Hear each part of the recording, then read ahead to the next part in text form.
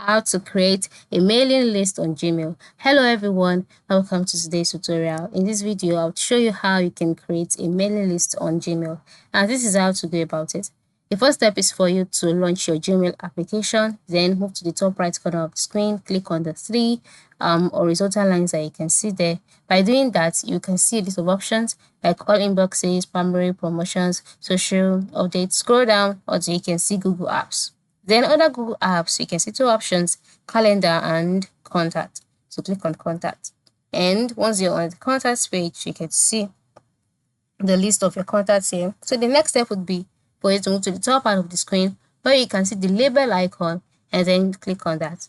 Then the question, an action will be displayed by the bottom part of the screen, which says new label. So click on that and then give your mailing list a name. So you can just name it as mailing list, all right? You can just leave it as that, or you can add something in front of it. Then click OK. And then once your label has been added, the next step would be for you to select the contact you want to include to this label, all right? And then once you add the contact, this contact will be your mailing list. So how do you add this contact? Click on the plus icon and you can create any contact, or you can select add a contact and then you'll be referred to the page where all of your contacts will be displayed.